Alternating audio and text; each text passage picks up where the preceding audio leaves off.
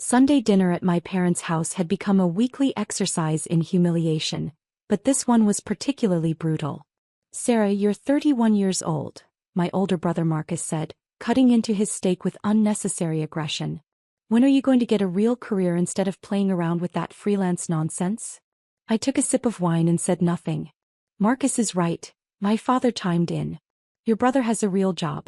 Management consultant at a prestigious firm. Six-figure salary. That's what success looks like." Marcus preened. "Just closed a deal with a Fortune 500 client last week. Biggest account of my career." What my father didn't know was that Marcus made $87,000 a year. What Marcus didn't know was that I knew exactly what he made because I'd been secretly paying his alimony for the past 14 months. I was a ghostwriter. I wrote books for CEOs, celebrities and business leaders who wanted their names on bestsellers but didn't have the time or talent to actually write them. My last 3 projects had all hit the New York Times bestseller list. I made $520,000 last year.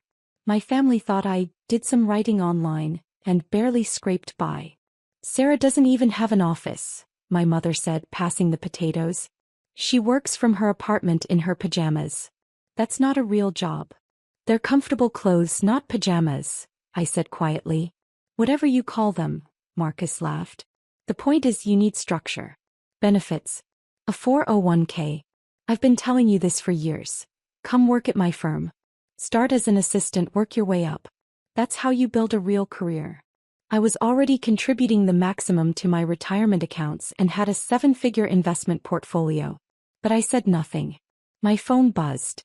A text from my literary agent, David. "Just got off the phone with the publisher. They're offering $1.2 million for the next 2 books. Need your answer by Wednesday." I silenced my phone and set it face down on the table. "See? That's another thing," Marcus said, gesturing at my phone. "Always on that phone. Probably checking Facebook or Instagram instead of doing actual work." "I was checking a work email," I said. "Work email," he repeated mockingly. "What work? Writing blog posts? Sarah, you're wasting your potential. You're smart. You could do something real if you just applied yourself." What Marcus also didn't know was that his ex-wife Jennifer had called me 15 months ago, desperate. Marcus had been ordered to pay $12,400 monthly in alimony and child support after their divorce. He couldn't afford it on his salary, not after his car payment, his rent in the expensive downtown loft, his country club membership, and his need to maintain the appearance of success. Jennifer needed the money. He had 2 kids to support. Marcus was 3 months behind. So I'd started paying it.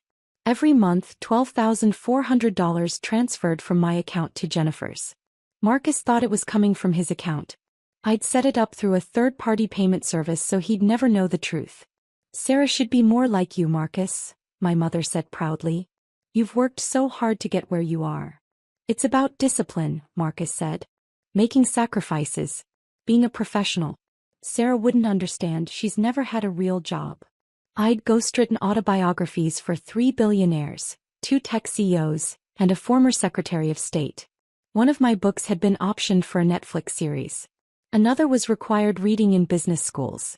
But I said nothing. "How much are you even making with this freelance thing?" my father asked. 30,000? 40. Something like that, I lied. Marcus laughed. Sarah. I make more than double that. You're struggling while I'm thriving. That's what happens when you have a real career versus playing around on the internet. My phone buzzed again. This time it was my accountant. Tax planning meeting Thursday. Need to discuss the $520,000 income from last year and projected $800,000 for this year. Capital gains are looking good too. I glanced at the message and pocketed my phone. "Everything okay?" my mother asked. "Just work stuff." "Work," Marcus said with air quotes. "Right."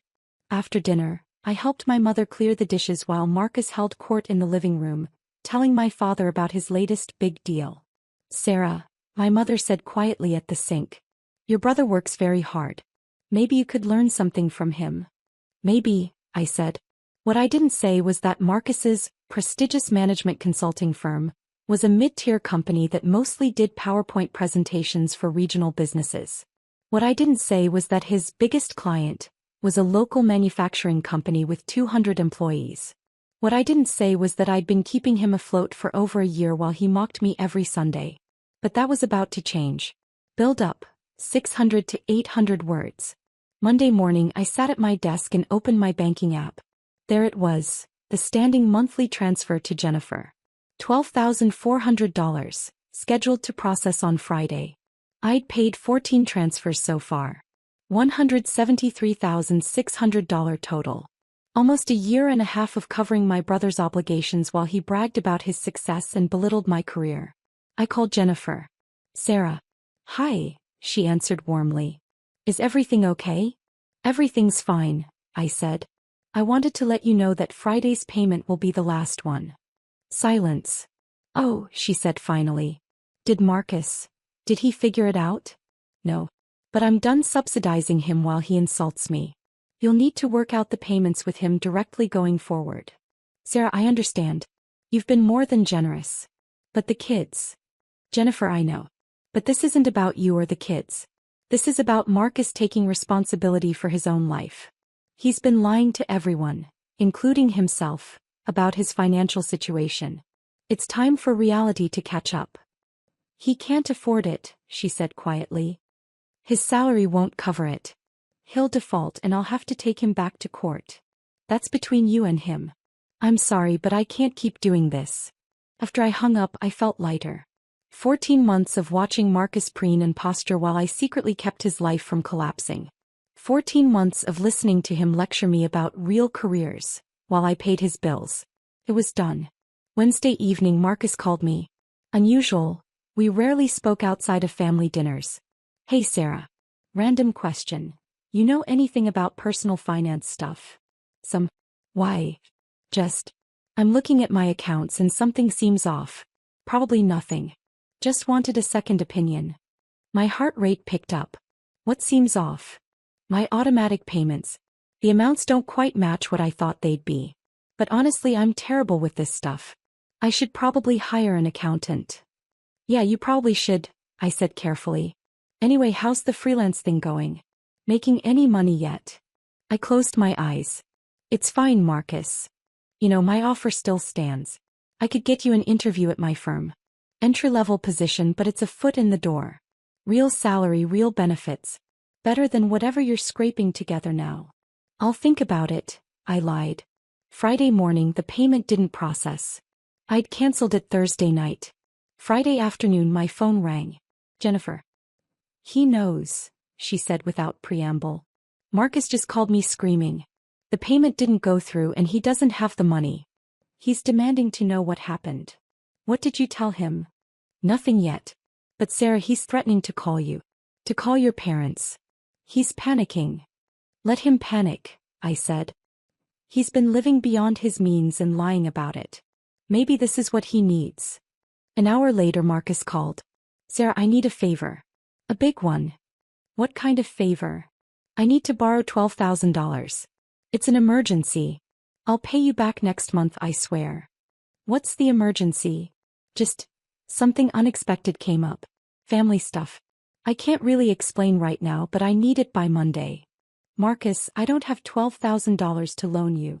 Come on, Sarah. I know you don't make much, but you must have some savings. I wouldn't ask if it wasn't important. I'm your brother. The audacity was breathtaking. I don't have it, I repeated. Maybe you should talk to Mom and Dad? No. I can't. They can't know about this. Sarah, please. I'm desperate here.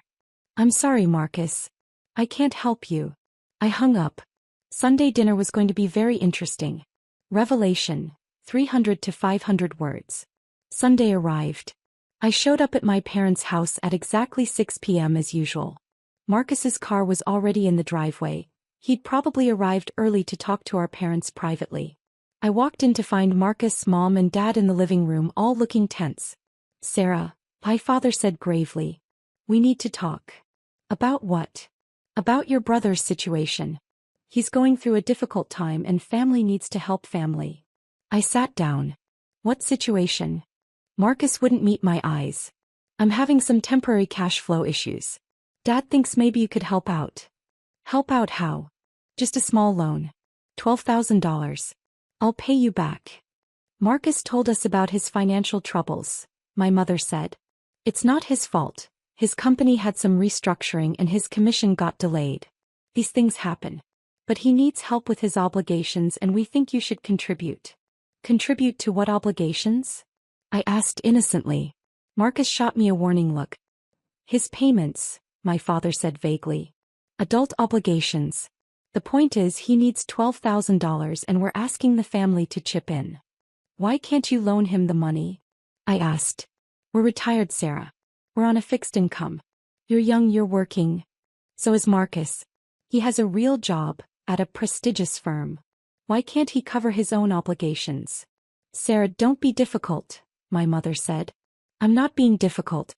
I'm trying to understand why Marcus needs to borrow money when he supposedly makes so much more than me. He said just last week that he makes double what I make. So where's his money? Marcus's face was red. That's none of your business. But asking me for $12,000 is your business? Sarah, my father said sternly. Your brother needs help.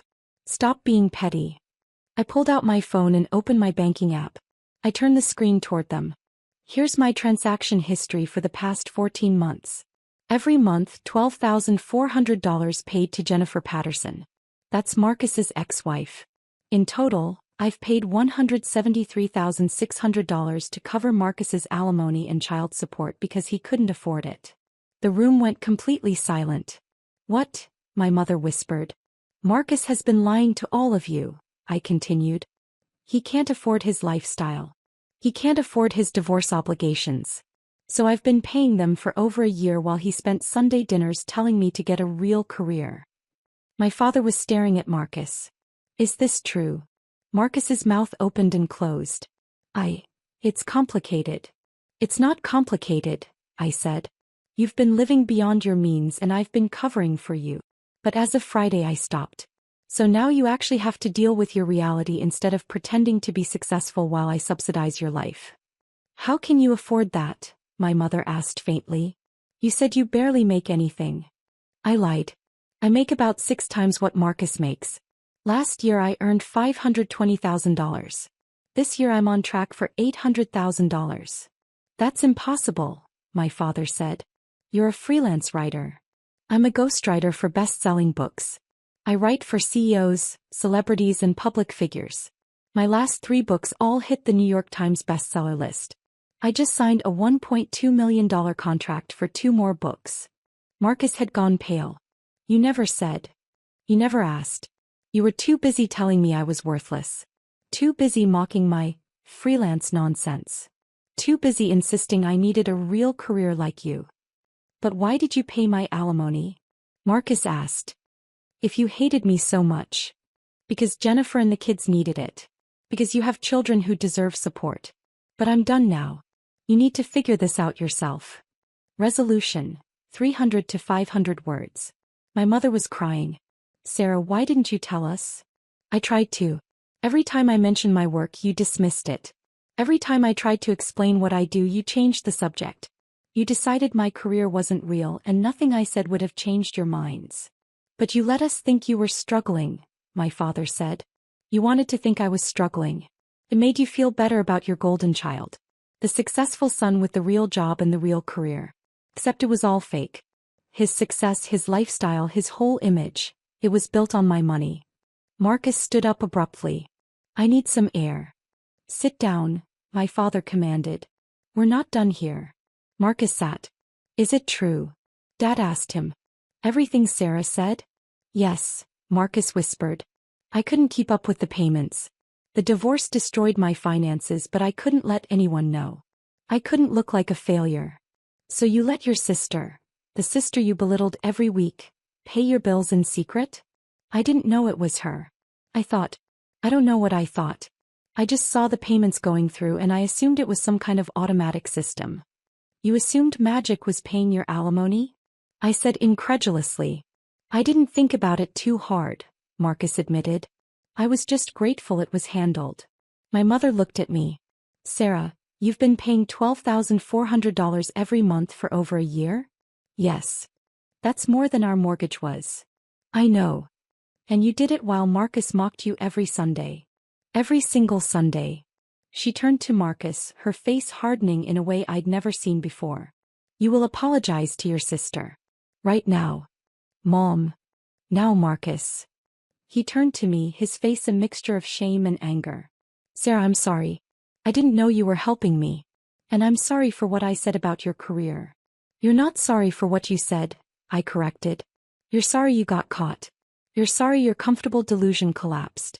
But you're not actually sorry for spending over a year insulting me while I kept your life from falling apart. That's not fair. It's completely fair. You know what's not fair? Telling someone their job is worthless while they're spending $173,600 to cover your responsibilities. My father cleared his throat. Marcus, you need to figure out how to pay your own obligations. And Sarah. He looked at me with something that might have been respect. We owe you an apology too. We've been dismissing you for years, and apparently you've been more successful than any of us realized. Than any of you bothered to discover, I corrected. Fair enough. I stood up. I'm going to go now. Marcus, you have until Monday to figure out Jennifer's payment. That's your problem now, not mine. Sarah, wait, my mother said. Don't leave angry. Stay for dinner. I don't think so. I've spent enough Sunday dinners being insulted. I think I'll skip the next few. When will we see you again? She asked. When you're ready to actually respect me, I said. Not because you found out I make good money, but because I'm your daughter and I deserve basic respect regardless of my income. I walked out to my car. My phone buzzed with a text from Marcus. I really am sorry. Can we talk? I didn't respond. Another text came in, this time from my agent. Publisher wants to move up the deadline. Can you deliver the manuscript 2 months early for an extra $200,000? I smiled and texted back. Absolutely. Send the revised contract. I drove home to my apartment, the one my family thought was evidence of my failure but was actually a rent-controlled gem in a neighborhood that had gentrified around me, now worth 3 times what I paid. I sat down at my desk, opened my laptop and got back to work. Real work.